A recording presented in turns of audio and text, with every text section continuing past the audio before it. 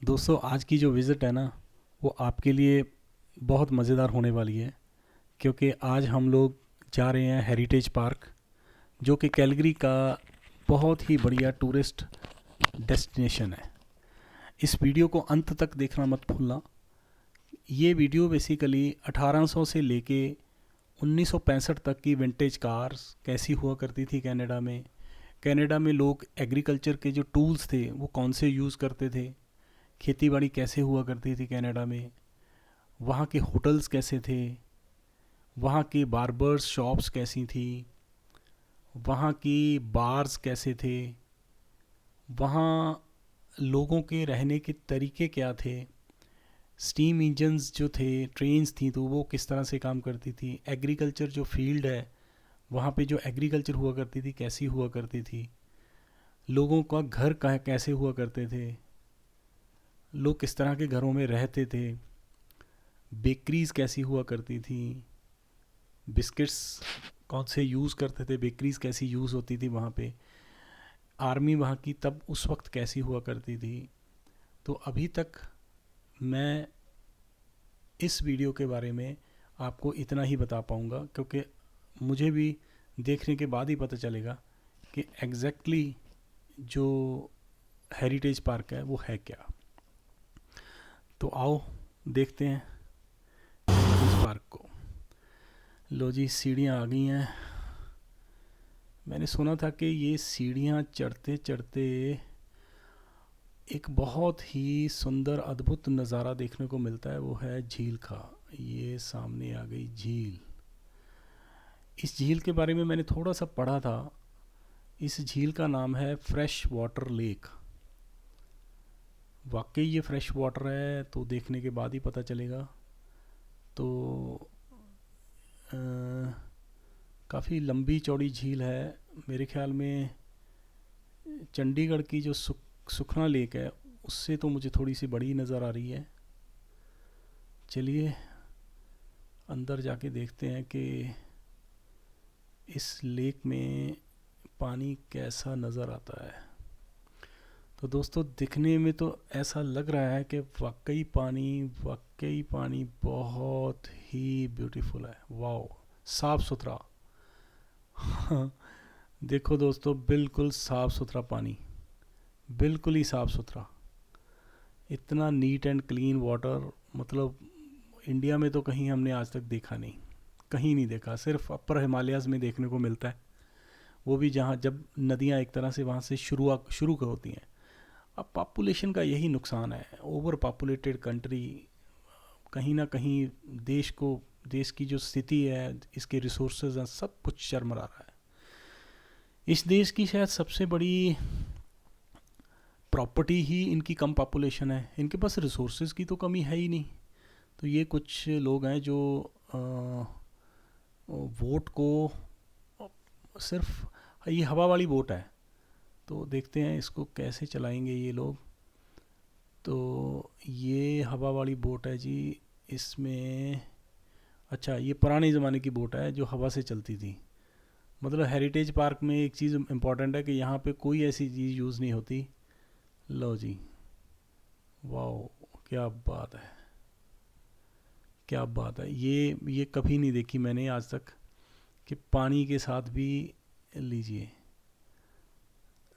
लो भाई, ये चल पड़े हैं अपनी। तो ये है झील दोस्तों, बिल्कुल ब्लू वाटर है, ब्लू नीला पानी। ये है दोस्तों हेरिटेज पार्क। मैं हेरिटेज पार्क पहुंच गया हूँ। तो इस हेरिटेज पार्क में अंदर क्या होगा, सिर्फ मैंने हिस्ट्री पढ़ी है इसकी कि यहाँ पे सब कुछ ना पुरानी चीज़ें हैं। मतलब ये एक विलेज है, पार्क नहीं है, ये विलेज है बेसिकली। ये एक गांव है। अ, एक गांव में कनाडा को बसाया गया है। कनाडा की 1800 से लेके 1860 तक की लगभग हिस्ट्री को दिखाया गया है कि लोग कैसे रहते थे। ये ना मैंने एक बड़ी ब्यूटीफुल चीज़ कैप्चर की। मैं कोशिश कर रहा हूँ कैप्चर करने की। अचानक से ये मेरे सामने ना बदली आ गई। ये बेसिकली ना, ये ना धूप नहीं निकलने दे रही है। धूप बड़ी अच्छी है आज। फरवरी का मौसम है और ये थोड़े थोड़े बादल हैं, और मैं देख रहा हूँ कि अगर ये बदली थोड़ी साइड पे चली जाए ना, निकल जाए, तो सूरज धीरे धीरे करके बाहर निकलने की कोशिश कर रहा है। निकलेगा। तो ये देखो दोस्तों, कितनी इम्पोर्टेंट चीज़ बन रही है। वाओ, वाओ, ये मेरे लिए बहुत बड़ी इम्पोर्टेंट चीज़ है। ये देखो, मुझे नहीं लगता कि ज़िंदगी में ऐसी चीज़ कैप्चर भी की जा सकती है कभी। ये मूवमेंट थी जो शायद लाइफ टाइम मूवमेंट है। अब बन गई है, कैसे बनी है मुझे नहीं पता, बना दिया भगवान ने। वाह, क्या बात है। तो मेरे कैमरे में ये कैप्चर हो चुकी है। तो सूरज, आजा आजा मेरे भाई, आ गया, बाहर आ गया। चलो, अब धूप निकल चुकी है। धूप बड़ी प्यारी लग रही है आज, थोड़ी थोड़ी, मतलब ठंड है थोड़ी थोड़ी, तो धूप अच्छी लग रही है, मतलब क्योंकि मैं तो इंडिया से आया हूँ, तो मुझे तो ऑब्वियसली ठंड ज़्यादा लग रही है। तो हाँ, ये भाई साहब हमारे, इनको मैं मिला था, ये पंजाब से हैं। He is a student actually. ये हेरिटेज विलेज में जॉब कर रहा है लड़का। पंजाब से था, कहीं मुझे नाम भूल गया, पंजाब से उसने बताया था मुझे कि कहाँ के रहने वाला है। हाँ, ये बच्चे हैं शायद, मेरे ख्याल में स्कूल का कोई ट्रिप है उनका। लीजिए भाई, अंदर का नज़ारा, पेट्रोल पंप्स। उस वक्त पेट्रोल पंप कैसे हुआ करते थे कनाडा में।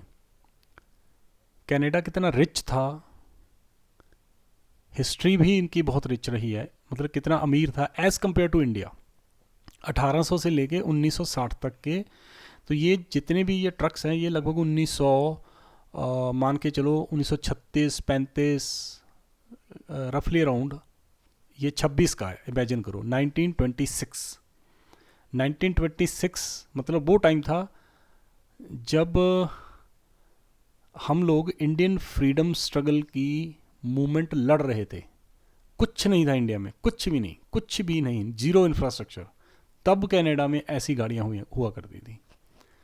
आप हिसाब लगा लो, ये गाड़ी 1900 शायद 26 से लेके 35 तक की रेंज की गाड़ी है।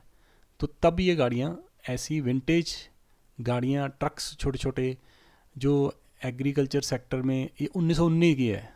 Just imagine 1999। अब देखो, इसको इसको इस चीज़ को समझने की कोशिश करो कि ये गाड़ी 1919 में, 1919 में ऐसी थी। बाकी भी बहुत सारी रेंज है, ये सब विंटेज गाड़ियाँ हैं जो इन्होंने संभाल के रखी हुई हैं, और प्रॉपर इसमें रंग रुंग करके, साफ़ सफाई करके, प्रॉपर तरीके से खड़ी की हुई हैं। और ऐसे ये जो है ना, ये पेट्रोल पंप्स हुआ करते थे उस वक्त के, इस तरह के पेट्रोल पंप्स थे वहाँ पे। तो ये सब विंटेज गाड़ियाँ हैं जो दिखाई दे रही हैं। ये एक प्रॉपर जगह है जहाँ पे इन्होंने पूरा प्रॉपर, मतलब एक ग्राउंड टाइप कह सकते हो आप, एक बंद है ये बिल्कुल बाहर से, तो ये बनाई हुई है। तो मतलब वाकई इसको देख के लग रहा है कि कनाडा वाकई कनाडा था। आज तो है ही है जो है, पर आज से 100 साल पहले भी कनाडा मतलब हमसे एक बहुत ही एडवांस था। झील तो मुझे बड़ी लग रही है, शायद बहुत बड़ी है ये। एक्चुअली पीछे को हम लोग आ गए हैं, पार्क में एंटर हो गए हैं। तो हाँ, ये है ना जो, ओके ठीक है, ये तेल का कुआं है बेसिकली। पुराने टाइम में तेल, क्योंकि अल्बर्टा में तेल बहुत ज़्यादा होता है, आज भी बहुत हो रहा है, आज तो मॉडर्न टेक्निक्स यूज़ हो रही हैं। ये जो हेरिटेज विलेज में दिखाया गया है कि पुराने टाइम पे लकड़ी के बने हुए तेल के कुएं हैं, वेल्स हैं तेल के, ऑयल वेल्स बोल सकते हैं इसको। ये कैसे वर्क करते थे उस ज़माने में, तब भी इनकी टेक्निक कितनी एडवांस थी। मतलब ये पूरी लकड़ी का ढांचा है पूरा। लकड़ी वैसे ही बहुत बहुत ज़्यादा है कनाडा में, लकड़ी है भी बहुत अच्छी क्वालिटी की। तो ये ऑयल वेल है बेसिकली, आज से 100-150 साल पहले का शायद रहा होगा। तो ऐसा रहा होगा तब, मैं ये कह सकता हूँ। तो इस तरह से तेल नीचे से पानी की तरह तेल को निकाला जाता था। तो ये ऑटोमेटिकली चलता था, धीरे धीरे करके बाहर तेल निकलता था। मुझे लगता है कि तेल की खोज तो खैर बहुत पुरानी हो चुकी है कनाडा में, बहुत पुरानी। मैंने पिछली वीडियोस में भी दिखाया था कि जो हम लोग जब ड्रम हिल गए थे, कल परसों की बात है, तो ड्रम हिल में मतलब वहाँ पे जो तेल के रास्ते में ऑटोमेटिक मॉडर्नाइज्ड जो वेल्स थे वो बने हुए हैं अभी जो इस वक्त। हाँ, ये सारा तेल जो था क्रूड ऑयल, ये इस तरह के बड़े सारे टैंकर में कलेक्ट होता था और फिर बाद में जाके इसको रिफ़ाइन करके पब्लिक को बिकने के लिए रेडी होता था ये तेल। तो ये है ऑयल वेल। पुराना मतलब पुराने, आज से शायद 100 साल पहले या 50 साल पहले, 70 साल पहले इस तरह के कुएँ कनाडा में ऑयल्स के हुआ करते थे। तो बहुत अच्छा संभाल के रखा हुआ है इन लोगों ने। ये क्या चीज़ है, अंदर जाके देखते हैं। ये अच्छा, ठीक है। तो ये खेती बाड़ी का, ओके ठीक है। तो ये सब खेती बाड़ी का सामान है। ये है बेसिकली तेल का टैंकर छोटा सा, ये हल है जो खेती बाड़ी में मिट्टी उखाड़ने के लिए यूज़ होता है। ये बेसिकली सामान की ढोआ ढुआई के लिए है कुछ ना कुछ। तो उस वक्त मतलब कनाडा में घोड़ों का इस्तेमाल बहुत ज़्यादा होता था यहाँ पे। घोड़े बहुत तगड़े हैं, बड़ी जान है घोड़ों में। ये मतलब एक तरह से हमारे जो बैल हैं वैसे ही घोड़े हैं, 3-3, 4-4, 5-5 घोड़े मतलब काम करते थे। तो ये सामान है खेती बाड़ी का। ये सारा खेती बाड़ी का सामान है जो हेरिटेज विलेज में संभाल के रखा हुआ है। आज से 100 साल पहले कनाडा में किस तरह के एग्रीकल्चर की जो इक्विपमेंट्स थे वो किस तरह के यूज़ होते थे नई जनरेशन को समझाने के लिए।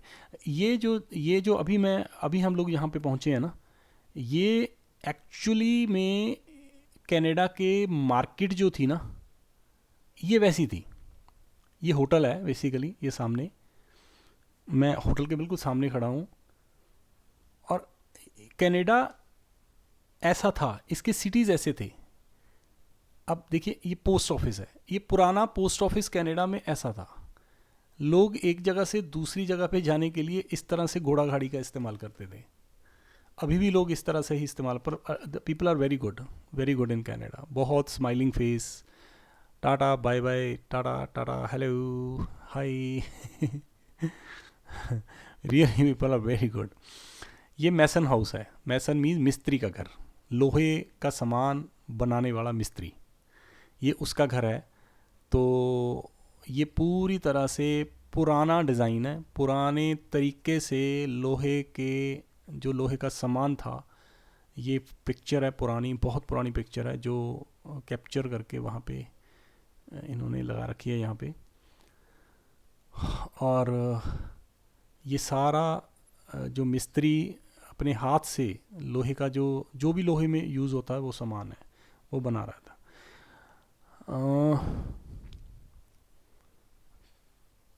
क्लब कैफ़े, तो ये क्लब कैफ़े है। क्लब, उस वक्त क्लब थे वहाँ पे। हमारे यहाँ तो चाय की दुकानें हैं ना, हमारे लिए तो जो चाय की दुकानें हैं वही अपने क्लब जैसे हैं भाई। पर वहाँ के जो क्लब है ना, क्लब थे वहाँ। आजकल तो खैर बहुत ज़बरदस्त क्लब है यहाँ पे कनाडा में, पर उस वक्त आज से 100 साल पहले के जो क्लब थे, तब लोग आके यहाँ गॉसिपिंग करते थे, बैठते थे, गप्पे मारते थे, कॉफ़ी पीते थे, अपनी इंजॉय करते थे। तो ये कुछ कैबिन्स भी बने हुए हैं यहाँ पे उस वक्त। तो अगर किसी ने कोई प्राइवेट अपनी डिस्कशन करनी है कोई, तो अब हम पहुँच चुके हैं दोस्तों एक बेसिकली ये कणक ढोने का एक लॉरी है छोटी सी। तो पतली सी कणक, वैसे भी यहाँ पे बहुत ब्रीक सी कणक होती है, वहाँ यहाँ पे बहुत ज़्यादा मतलब प्रोडक्शन बहुत ज़्यादा है, पर हेक्टेयर प्रोडक्शन इंडिया से कम है मेरे हिसाब से, क्योंकि कणक की जो साइज़ है ना वो बहुत छोटा है। पर इनकी कणक बहुत अच्छी है, वीट इनकी बहुत अच्छी है, क्योंकि ये ब्रेड में और बिस्किट्स में यूज़ होते हैं, क्योंकि इस पर से स्प्रे नहीं होने देते बिल्कुल भी। यहाँ पे स्प्रे नहीं अलाउड है, यूरिया अलाउड नहीं है। नेचुरल वे से जितनी भी हो गई कुदरती, अपने आप बारिश आएगी, अपने आप वो बो देंगे, चाहे उसमें नदीन हो जाए, घास फूस हो जाए, बिल्कुल उसको छेड़छाड़ नहीं करेंगे, बस ऐसे ही काट लेंगे उसको। तो ये मतलब जो वीट है इनकी, मतलब ये बहुत ही ज़्यादा गुणकारी वीट है। अच्छा, तो ये वीट का गोडाउन था बेसिकली, तो रेलवे स्टेशन के यार्ड के पास ही बनता था। तो ये सिर्फ ये दिखाया गया है कि यार्ड के पास बनाने में ये बेनिफिट था रेलवे के पास यार्ड बनाने का, कि यहाँ से रेलवे के थ्रू इस तरह के जो लॉरीज थी उनके थ्रू ये कणक जो थी, वीट जो थी, पूरे कनाडा में पहुंचाई जाती थी। तो ये दूर दूर का नज़ारा है कि कनाडा इस तरह का नज़र आता था आज से 125 साल पहले, 100-150 साल पहले। तो ये पूरे का पूरा हेरिटेज विलेज जो है वो उसकी वीडियो मैंने आज मैं बना रहा हूँ। प्लीज़ मेरी वीडियो को लाइक और शेयर ज़रूर कर दीजिएगा अगर आपको ये मेरी वीडियो अच्छी लगी। मुझे मोटिवेशन मिलती है अगर आप बहुत ज़्यादा लाइक करते हो और इसको शेयर करते हो। मैं आपके लिए और भी अच्छी अच्छी वीडियोस बनाता रहूँगा। Thank you so much. आपने मुझे बहुत पसंद किया मेरी प्रीवियस वीडियोस को। Thank you so much. Thank you.